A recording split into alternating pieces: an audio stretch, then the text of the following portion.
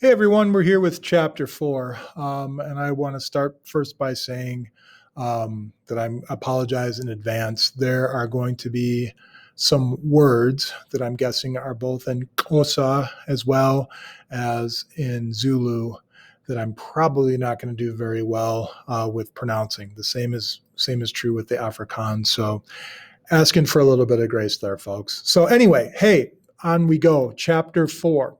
So here's the little precursor that they always share with us before each chapter. So here we go, beginning of chapter 4, page 49.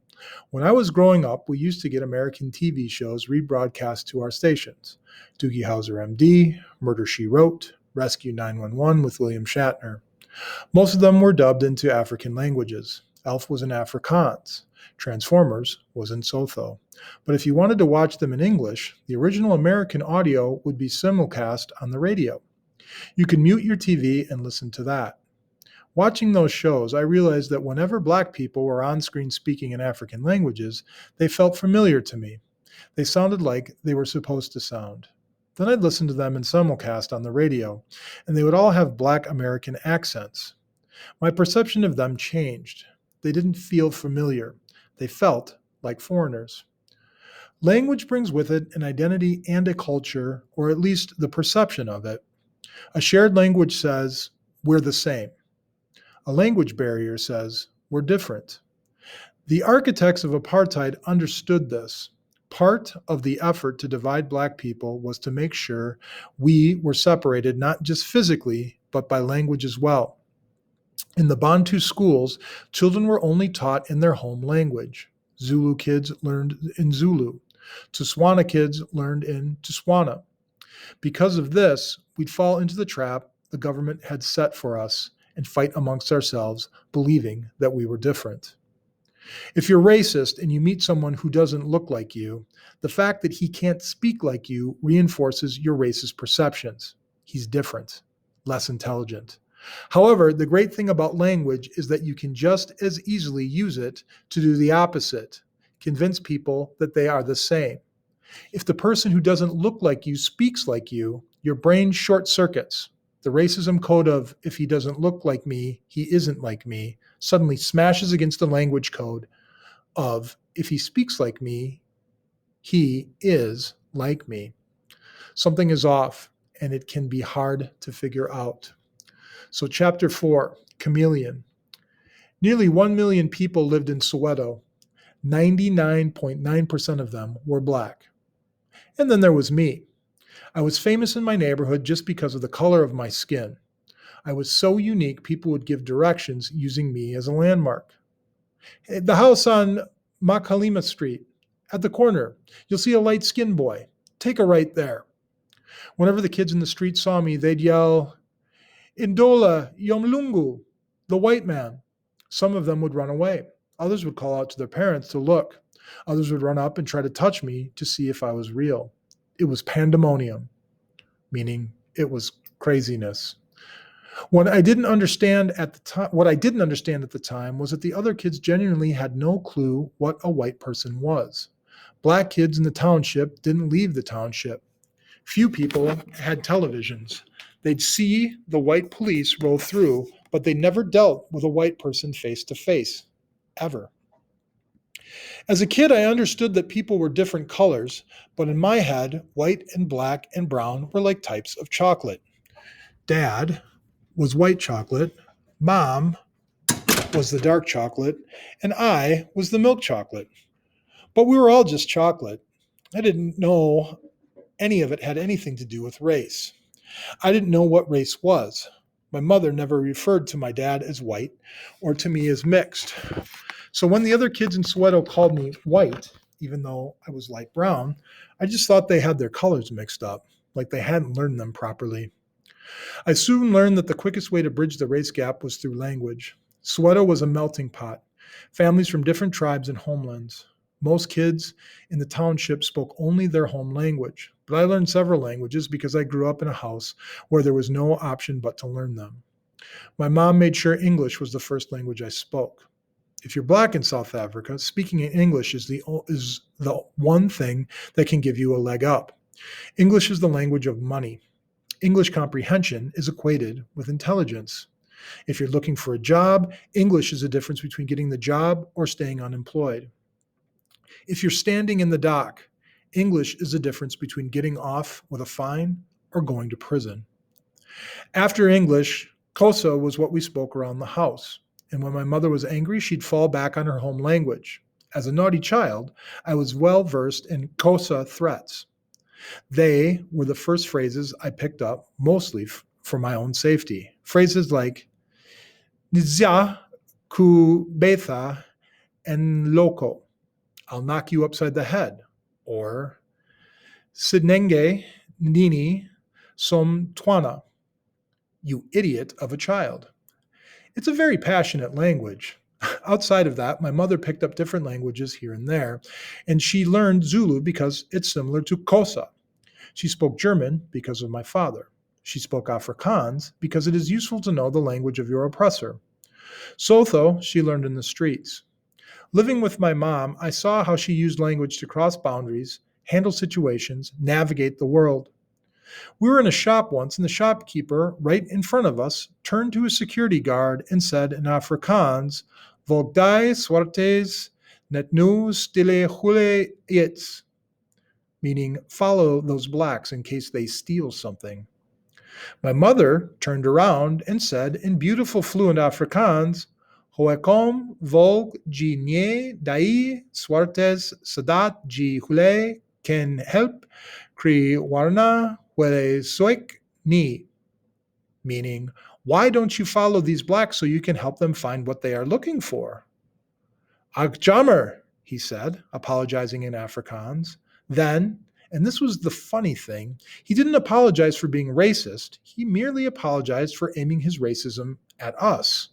Oh, I'm so sorry, he said. I thought you were like other black people. You know how they love to steal. I learned to use language like my mother did. I would simulcast, give you the program in your own tongue. I'd get suspicious looks from people just walking down the street. Where are you from? They'd ask. I'd reply in whatever language they'd address me in, using the same accent they used. There would be a brief moment of confusion, and then the suspicious look would disappear. Oh, okay. I thought you were a stranger. We're good then. It became a tool that served me my whole life. One day, as a young man, I was walking down the street, and a group of Zulu guys was walking behind me, closing in on me, and I could hear them talking to one another about how they were going to mug me. Asibambe leaute yomlungu. Fumo nagafa mina nizo famaluke nemuva kwaleje, meaning, let's get this white guy. You go to his left, and I'll come up from behind him. I didn't know what to do. I couldn't run, so I just spun around real quick and said, Kadwa bafwithu ningani singavele sibambe umuntu in kunzai asenzeni mina ninkulindindele, meaning, yo, guys, why don't we just mug someone together? I'm ready. Let's do it. Those guys looked shocked for a moment, and then they started laughing. Oh, sorry, dude. We thought you were something else. We weren't trying to take anything from you. We were trying to steal from white people. Have a good day, man. They were ready to do me violent harm until they felt we were part of the same tribe, and then we were cool. That, and so many other smaller incidents in my life, made me realize that language, even more than color, defines who you are to people. I became a chameleon. My color didn't change, but I could change your perception of my color. I didn't look like you, but if I spoke like you, I was you. As apartheid was coming to an end, South Africa's elite private schools started accepting children of all colors. My mother's company offered scholarships for underprivileged families, and she managed to get me into Maryville College, an expensive private Catholic school. Classes taught by nuns, Mass on Fridays, the whole bit. I started preschool there when I was 3, primary school when I was 5. In my class, we had all kinds of kids. black kids, white kids, Indian kids, colored kids. Most of the white kids were pretty well off, and every child of color pretty much wasn't. But because of scholarships, we all sat at the same table. We wore the same maroon blazers, the same gray slacks and skirts. We had the same books. We had the same teachers. There was no racial separation. Every clique was racially mixed. Kids still got teased and bullied, but it was over usual kid stuff: being fat or being skinny, being tall or being short, being smart or being dumb. I don't remember anybody being teased about their race. I didn't learn to put limits on what I was supposed to like or not like. I had a wide berth to explore myself. I had crushes on white girls. I had crushes on black girls. Nobody asked me what I was. I was just Trevor. It was a wonderful experience to have, but the downside was that it sheltered me from reality. Maryville was an oasis that kept me from the truth, a comfortable place where I could avoid making a tough decision. But the real world doesn't go away. Racism exists. People are getting hurt, and just because it's not happening to you doesn't mean it's not happening. And at some point, you have to choose, black or white. Pick a side. You can try to hide from it. You can say, oh, I don't pick sides. But at some point, life will force you to pick a side. At the end of grade 6, I left Maryville to go to H.A. Jack Primary, a government school, and I had to take an aptitude test before I started. And based on the results of the test, the school counselor told me, you're going to be in the smart classes, the A classes. I showed up for the first day of school and went to my classroom, and of the 30 or so kids in my class, almost all of them were white.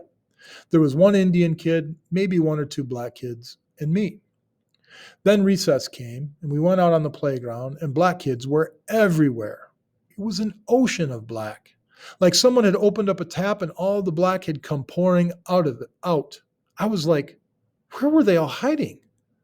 The white kids I'd met that morning, they went in one direction, the black kids went in another direction, and I was left standing in the middle, totally confused. I did not understand what was happening. I was 11 years old, and it was like I was seeing my country for the first time. In the townships, you don't see segregation because everyone is black. In the white world, anytime my mother took me to a white church, we were the only black people there, and my mom didn't separate herself from anyone. She didn't care. She'd go right up and sit with the white people. And at Maryville, the kids were mixed up and hanging out together. Before that day, I had never seen people being together and yet not together, occupying the same space, yet choosing not to associate with each other in any way. In an instant, I could feel how the boundaries were drawn.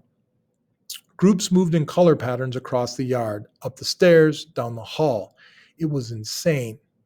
I looked over at the white kids I'd met that morning. 10 minutes earlier, I'd thought I was at a school where there were a majority. Now I realized how few of them there actually were. I stood there awkwardly by myself in this no man's land, in the middle of the playground. Luckily, I was rescued by the Indian kid from my class, a guy named Thisan Pillay. Thisan was one of the few Indian kids in the school, so he noticed me, another obvious outsider, right away, and he ran over to introduce himself. Hello, fellow anomaly. You're in my class. Who are you? What's your story? We started talking and hit it off. He took me under his wing, the Artful Dodger to my bewildered Oliver.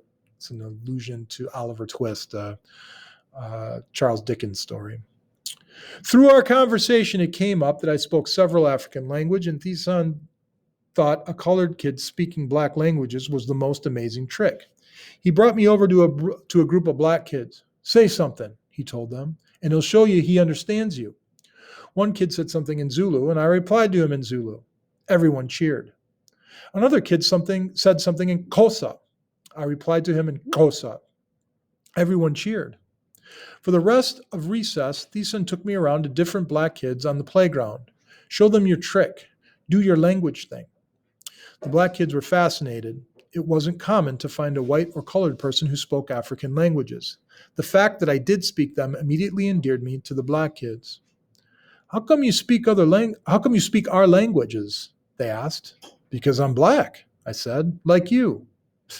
You're not black. Yes, I am. No, you're not. Have you seen yourself? They were confused at first because of my color. They thought I was a colored person, but speaking the same languages meant that I belonged to their tribe. It just took them a moment to figure it out. It took me a moment too.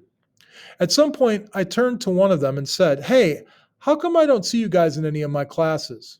And it turned out that they were in the B classes, which also happened to be the black classes. That same afternoon, I went back to the A classes, and by the end of the day, I realized that they weren't for me. Suddenly, I knew who my people were. I wanted to be with them. I wanted to see the school. I went to see the school counselor. "I'd like to switch over," I told her. "I'd like to go to the B classes." She was confused. "Oh no," she said. I don't think you want to do that." "Why not?" "Because those kids are, well, you know." "No, I don't know. What do you mean?" "Look," she said, "you're a smart kid. You don't want to be in that class." "But aren't the classes the same? English is English. Math is math." "Yeah, but those kids are going to hold you back." "But surely there must be some smart kids in the B class." "No, there are not." "But all my friends are there." "You don't want to be friends with those kids." "Yes, I do." We went back and forth, and finally she gave me a stern warning. "Now, you do realize the effect that this will have on your future. You do understand what you're giving up. This will impact the opportunities you'll have open to you for the rest of your life." I'll take that chance." So I moved to the B classes with the black kids. I decided I'd rather be held back with people I liked than move ahead with people I didn't know. Being at H.A. Jack made me realize I was black. Before that recess, I'd never had to choose. But when I was forced to choose, I chose black. The world saw me as colored, but I didn't spend my life looking at myself. I spent my life looking at other people. I saw myself as the people around me, and the people around me were black. My cousins are black. My mom is black. My gran is black.